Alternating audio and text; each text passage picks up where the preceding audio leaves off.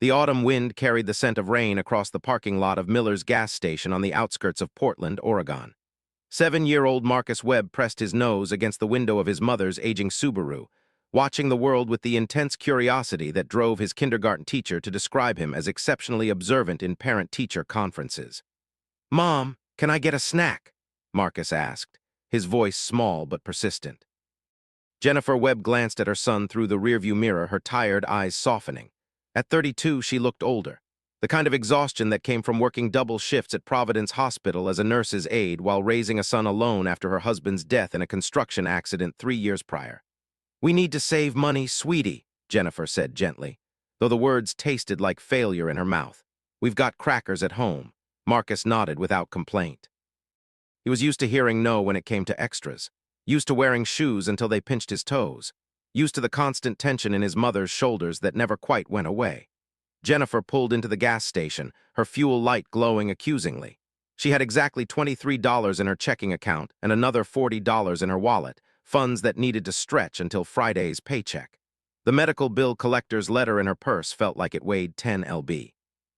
As Jennifer began pumping gas, Marcus watched a group of motorcycles pull into the far end of the parking lot. 5 bikes, their chrome gleaming even under the overcast sky. The riders wore leather vests, cuts Marcus had learned they were called. Hell's Angels patches were clearly visible. "Stay in the car," Jennifer called through the window, noticing her son's interest. She knew the club's reputation. Everyone in Portland did, but Marcus wasn't looking at the bikers.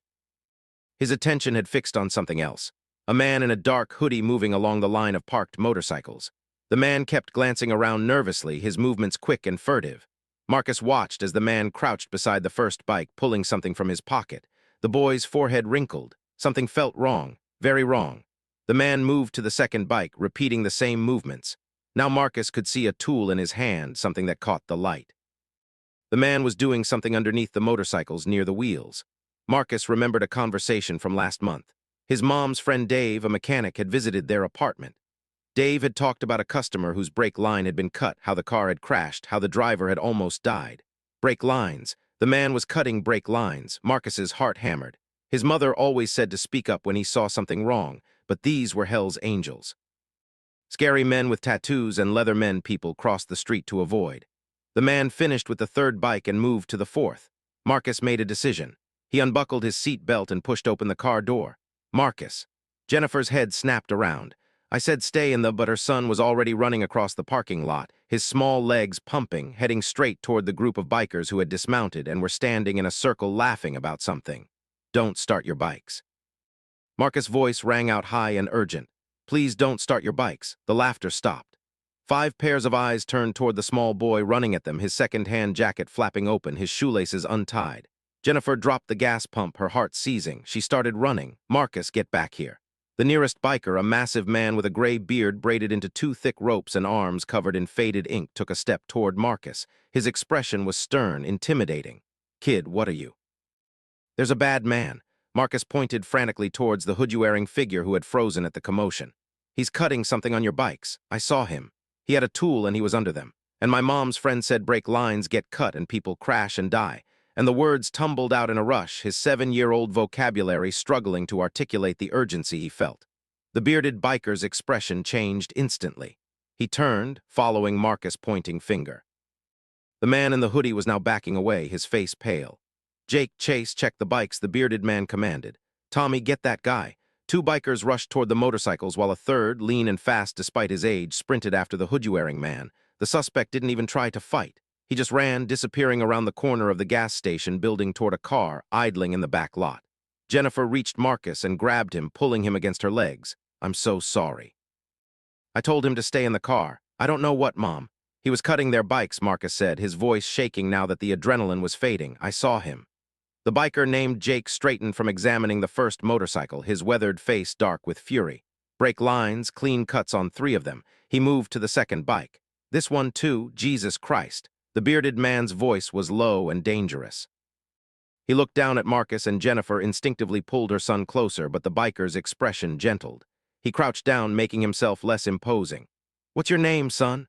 "Marcus," the boy whispered. "Marcus, I'm Bear." He extended a massive hand. "You just saved lives today, you understand that? If we'd started those bikes." He didn't finish the sentence, but Jennifer's imagination filled in the blanks. High-speed crashes, motorcycles flipping, bodies sliding across asphalt. I just saw him doing bad stuff, Marcus said quietly. Mom says to tell the truth about bad things. If you believe in the power of observation, in trusting your instincts, and in the courage it takes to speak up when something feels wrong, then pause for a moment, like, comment, share, and subscribe to Bike Diaries. Tell us in the comments where you're watching from today, because this story will remind you that heroes come in all sizes, and sometimes the smallest voices carry the most important messages. Bear's weathered face broke into a genuine smile. Your mom's a smart woman. He stood, his attention shifting to Jennifer. Ma'am, I'm Bear, Sergeant-at-Arms for the Portland chapter. Your son just prevented a tragedy. We owe you both. You don't owe us anything, Jennifer said, her voice shaking. Anyone would have. No. Another biker approached, younger than Bear, maybe late 30s, with intelligent eyes and a scar across his jaw. Most people would have looked away, didn't want to get involved. Your boy spoke up. That's not nothing. I'm Cole, vice president. The biker who'd chased the suspect returned, breathing hard. Got his plates, silver Honda Civic Oregon plates, TRJ 847. He's gone, but I got a decent look at his face. Bear pulled out his phone, already dialing. Jennifer stood frozen. Marcus pressed against her side, watching these men transform from relaxed riders into something harder, more focused. A Portland police cruiser arrived within 10 minutes. The officer who emerged was middle-aged with tired eyes. Bear, the officer said with a nod. Got a call about vandalism, attempted murder. Officer Davidson, Bear corrected. Someone cut brake lines on 4 of our bikes. This young man witnessed it. He gestured to Marcus. Davidson took Marcus' statement, his voice gaining confidence as he described the man's movements, the tool in his hand, how he'd worked on multiple bikes. We should go, Jennifer said quickly after giving her own statement. You have what you need, ma'am. Bear's voice stopped her. Your son's a witness to a serious crime. People who cut brake lines don't like witnesses. You understand what I'm saying? Cold fear washed through Jennifer. Are you saying we're in danger? I'm saying it's a possibility. Cole spoke up.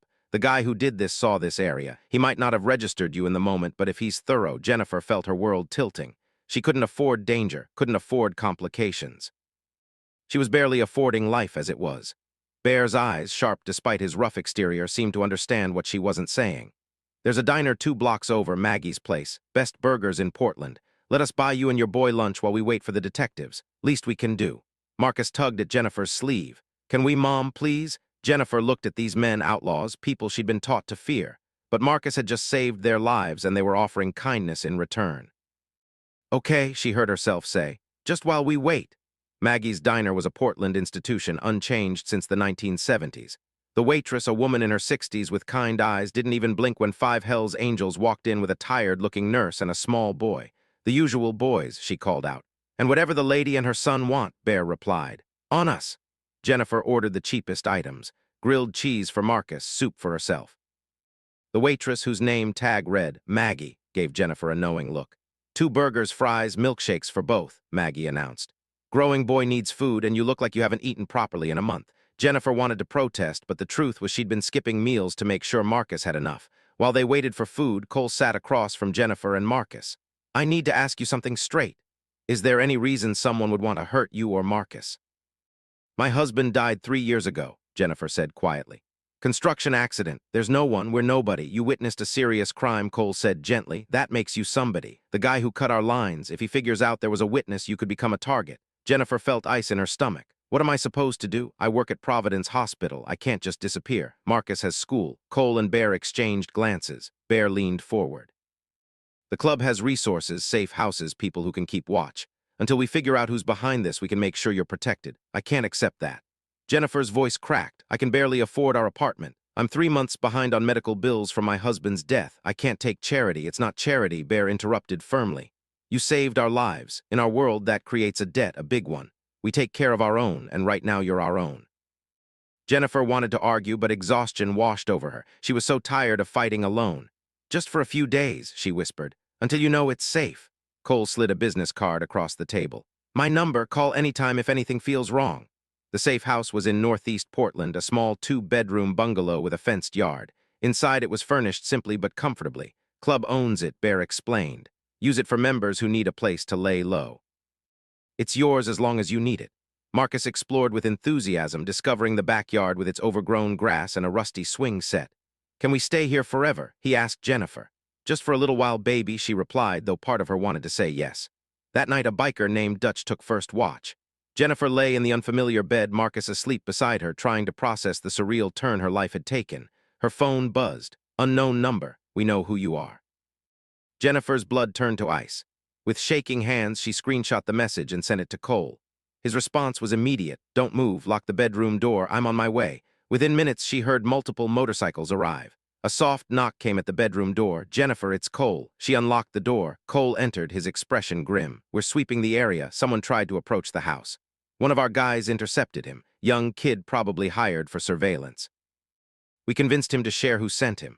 Who? Jennifer whispered. Tyler Vance, enforcer for the Westside Crew rival club. Turns out the guy who cut our lines was one of theirs trying to start a war. They know there was a witness. They want to eliminate that problem. Jennifer felt her world crumbling. What do I do? You let us handle it, Cole said firmly. But we need to go public, make you visible right now. You're a secret. Secrets are easy to disappear. Public witnesses are harder to touch.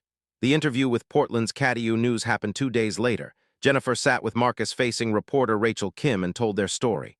Are you afraid? Rachel asked. Jennifer looked at Marcus, then directly into the camera. I'm terrified, but I taught my son to speak up when he sees something wrong. I can't teach him that and then hide when it's my turn to be brave. The segment aired that evening. Her phone buzzed immediately. Big mistake going public. You'll regret this. Cole documented the message. Keep them coming. Every threat is evidence. Tyler Vance was arrested 3 days later. The threatening messages combined with testimony from the surveillance kid were enough for charges. The bra line cutting had been a botched attempt to start a territorial war. He's looking at serious time. Officer Davidson told Jennifer, your testimony sealed it. You did good. Jennifer should have felt relief. Instead, she felt lost. The threat was over, which meant leaving the safe house, returning to their barely affordable apartment. What happens now? She asked Bear one afternoon, watching Marcus play on the swing set that club members had repaired. That's up to you, Bear said. Threat's gone, you're free to go back. I don't want to go back, Jennifer admitted. That apartment, that life, I was drowning, and Marcus has been so happy here. Bear was quiet for a moment. You could stay, I can't afford. Club already voted. Bear interrupted. House is yours, no rent. You handle maintenance, coordinate some of our community events, toy drives, fundraisers, make it official. Jennifer's eyes filled with tears. Why would you do this? Because your son saved our lives, Bear said simply. Because you're good people who got dealt a rough hand. Because we take care of our own. And you're our own. Now, if this story has touched your heart, please take a moment to like, share, and subscribe to Bike Diaries. We bring you stories that prove heroism comes in all forms, that courage isn't measured by size or age, and that sometimes the smallest voices carry the most important messages. Tell us in the comments, have you ever noticed something important that others missed? Your story might inspire someone else. 6 months later, Jennifer stood in the backyard of what she now thought of as home. The grass was green, properly maintained. The flower beds she'd planted bloomed with roses and daisies. Marcus' laughter rang out as Cole pushed him on the swing.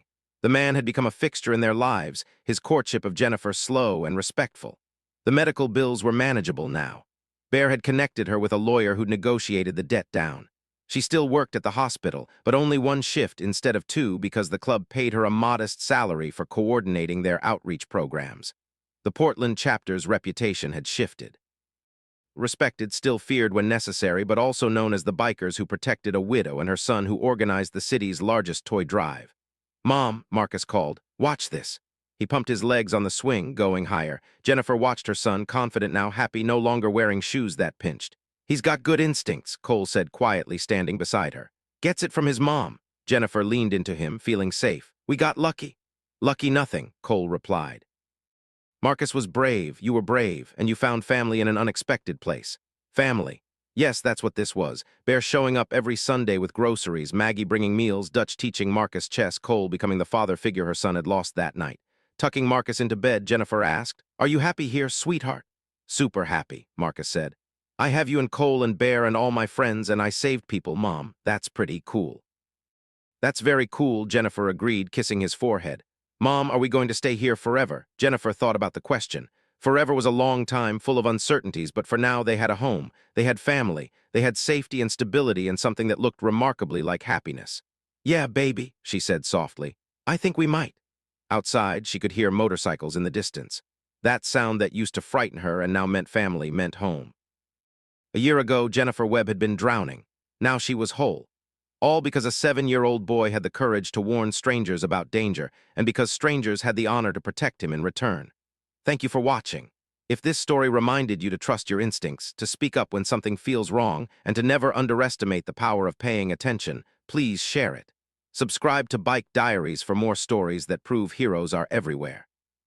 Courage comes in all forms, and sometimes the smallest person in the room has the biggest impact. Tell us in the comments what would you have done in Marcus's place. Sometimes, Jennifer reflected as she watched Cole and Marcus playing cards at the kitchen table. Family finds you in the most unexpected ways.